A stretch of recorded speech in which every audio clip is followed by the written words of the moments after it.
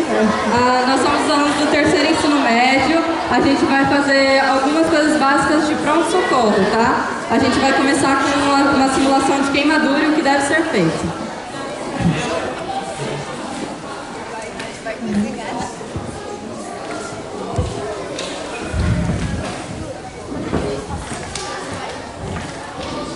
Tudo bem, vamos lá. Estou cozinhando. Natália, vem cá! Vem cá, amiga! Vamos conversar!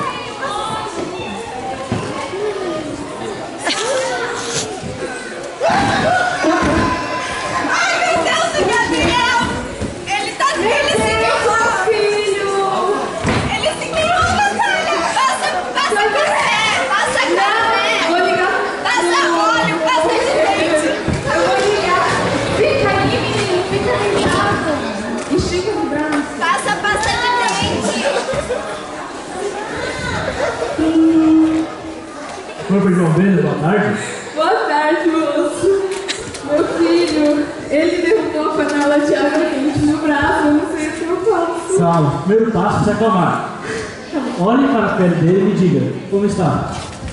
Já. Como tá? Tá vermelha de bolha! Tá vermelha de folha. Senhora, está vermelho e com bolhas é que uma queimadura de segundo grau. Então, rapidamente, leve ele para o hospital. Urgente. Tudo bem. Mas o que eu devo fazer com a ferida? Deixa aberta? Não, você passa cubra com plástico esterilizado, não estoure as bolhas e não jogue água corrente. Por favor. Tudo bem, obrigada. De nada. Então, gente, em queimadura, nós temos 3 tipos. A queimadura de primeiro grau, que é aquela que só fica com vermelhidão. E o certo é só passar água corrente, porque essas coisas de passar café, manteiga, pode acabar prejudicando. Daí, se chegar no médico, tem que fazer raspagem em cima da queimadura, né? Aí fica ruim.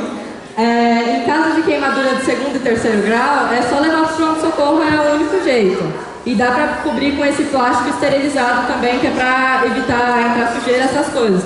Mas se não tiver, não pode passar nenhum tipo de pano, que pode grudar e na hora de tirar fica tudo marcado, né?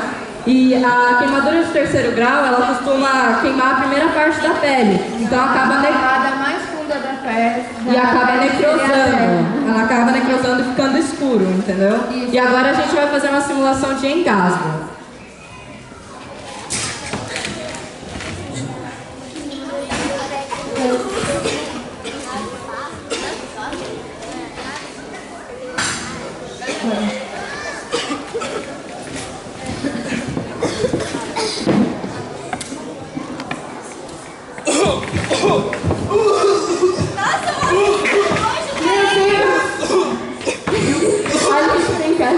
Em caso de engasgo, nós vamos fechar a costela, empinar a costela, fazer esse movimento e pressionar o diafragma, que ele vai... Aí, gente, em caso de engasgo, às vezes falam assim, pra colocar os braços pra cima da água, mas nada disso dá certo realmente. O certo é fazer uma manobra chamada Reich, se eu não me engano.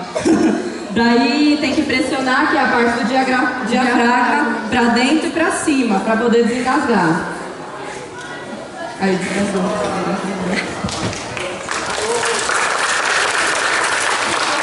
Agora a gente vai fazer o bebê engasgando. Ai, meu Deus, o meu bebê tá bebendo leite, ele engasgou, alguém me ajuda!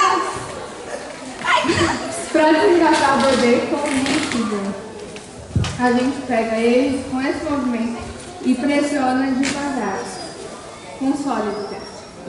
E pressiona devagar por causa da pressão. Então, gente, quando o bebê engasga, quando é tipo bala, alguma coisa, o certo é fazer isso, que aí pressiona e ajuda a seja o que for sair. Quando é com leite ou algum líquido, o certo é virar assim de cabeça pra cima e puxar pelo nariz e pela boca o líquido que tá dentro dele. Uma respiração boca a boca. Que você sopra e depois suga de volta, que vai... É isso aí, tá? Aí agora a gente vai fazer uma simulação de afogamento.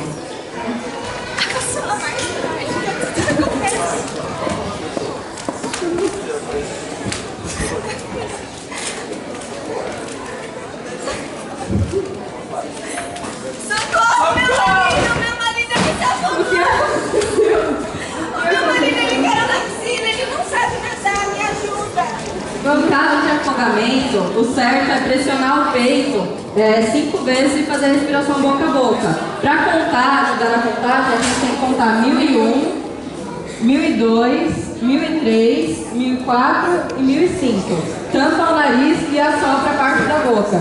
Porque mesmo que a água entre e volte, vai fazer com que a pessoa acorde e cuspa tudo.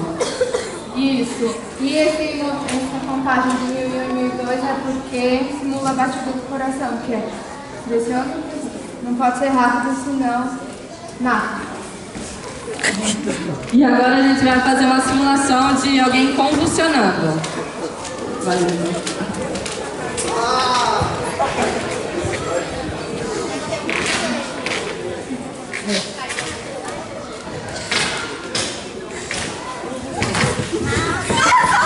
Ele tá convulsionando! Põe uma caneta na boca dele! Põe o dedo na língua dele! Não! O correto é segurar a cabeça até a convulsão passar. E após o convulsionamento, nós temos que levantar para virar o corpo para haver respiração. Ótimo.